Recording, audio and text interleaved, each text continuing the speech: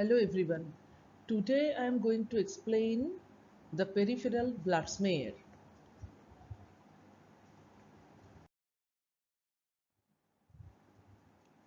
So this is how the peripheral blood smear looks like. If we stain a blood smear by hematoxylin or any Romanowski stains, and after drying it properly, if we focus it under the high power objective of the microscope, then we can see this type of view. Okay, because the microscope view comes round in shape, so this is comes like this. Now, what are the different cells we are going to see there? I'm going to explain that and how you are going to identify those cells. Now, this is the total view. We can see that these are the eosinophils. This one, eosinophils. So, this one is the basophil. This one, basophil. And this one is neutrophils. You can see different types of neutrophils are here. Then this is monocyte and this is lymphocyte. Let's see it in detail.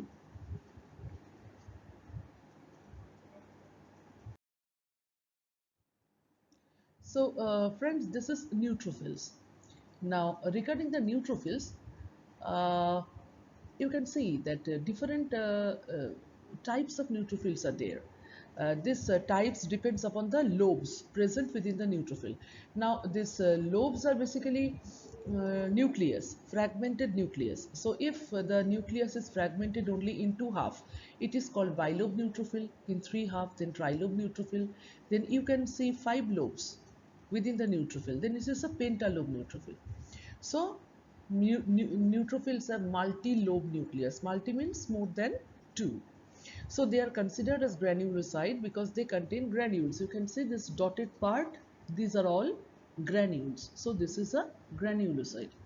Under high power objective of the compound microscope, granules of neutrophils stain pink or purple blue, as you can see. They are fairly uniform in size with a diameter between 9 and 15 micrometer. Now this lobes, they actually helps in the propagation of the neutrophil through the tissue spaces. So this is the importance of these lobes or the nucleus present within the neutrophil.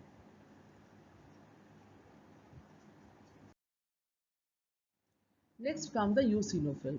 So this eosinophils you can see by color, it is different than the neutrophil.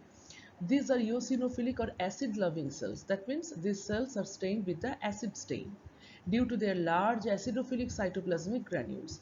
See, these are dots are all the granules. These are present in the cytoplasm and these are all acidophilic and large. Means if we compare the granules of the eosinophils with the neutrophil one, the eosinophilic granules are much more larger than the neutrophilic granules. Normally they appear transparent due to affinity for acids. They appear brick red after staining with eosin, that is the red dye.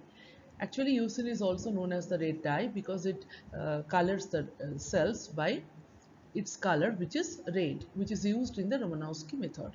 So eosinophils also considered as granulocytes due to presence of the granules. Now, uh, usually they have two nucleus. So you can say this is the nucleus and these are the granules. Now, if how you will differentiate between a bilobe neutrophil and the eosinophil, which have usually two lobes. First of all, the eosinophils will attain the red color because it is acid-loving cells, whereas the neutrophil will not take that. It's a pink violish color.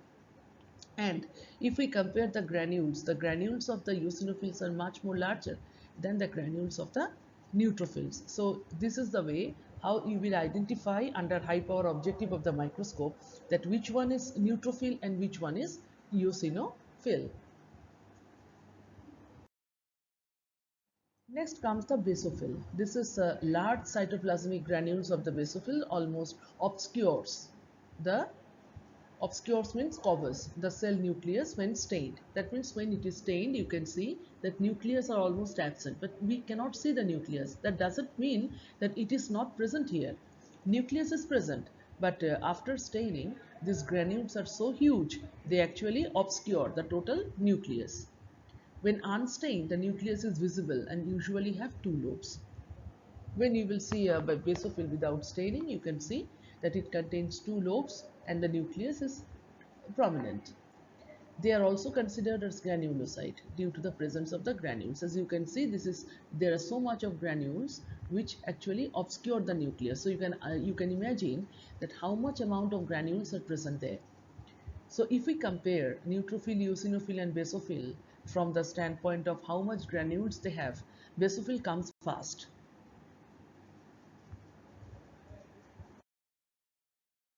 Now we will discuss about the granulocytes. First of all comes the lymphocyte. You can see the nucleus. The pattern of the nucleus of lymphocyte is totally different from that of the eosinophil and the neutrophil. Now these are agranulocyte due to the absence of the granules. So you cannot see any granules. They have small spherical nucleus. You can see small spherical nucleus, large amount of dark stain, condensed chromatin. Yeah, this is the point. Why the nucleus of the lymphocytes are so much dark? Because the stain actually it stains the chromatin, this condensed chromatin, very much dark. So for that reason, this nucleus appears so much dark. Not much cytoplasm is seen naturally because almost the total part of the cell is occupied by the nucleus. So very few space is left for the cytoplasm to appear. They are basophilic in nature, means after staining appears pale blue or purple. You can see here pale blue or purple the color. So this is the lymphocyte. Next comes the monocyte. Under compound microscope, monocytes appear to be spherical in shape. You can see spherical. These cells are large in size. Naturally, it is the largest of the cell, blood cells, and have a large nucleus which is mostly bean or kidney shape. So here I want to remind one thing.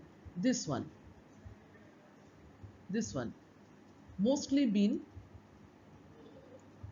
this one mostly bean or kidney shaped. That means usually if we see the monocyte under high power objective of the microscope, we will see that these are actually kidney shaped, but it does not mean that monocyte will not have semi round shaped nucleus. It does not mean that. Usually they have kidney type nucleus. So how you will identify between a monocyte and the lymphocyte? If the monocyte unfortunately contains almost round type nucleus, you can see that the nucleus is not so much condensed as we found in the case of the lymphocyte, because the stain dark the nucleus, darkly stain the nucleus, so it appears as a condensed chromatin. That is the deep color for the nucleus of the lymphocyte. But this is not case in the case of the monocyte. Here if we compare the color of the nucleus of lymphocyte and monocyte, we can see that the nucleus color of the monocyte is much more lighter than that of the lymphocyte. So this is the monocyte and how it appears under high power objective of the microscope. So thank you so much for listening patiently. Don't forget to subscribe my channel to get more educational videos. I think this video will help you a lot in case of your practical purpose as well as the demonstration purpose as well as the theoretical purpose. So long, wait for my next video. Bye bye.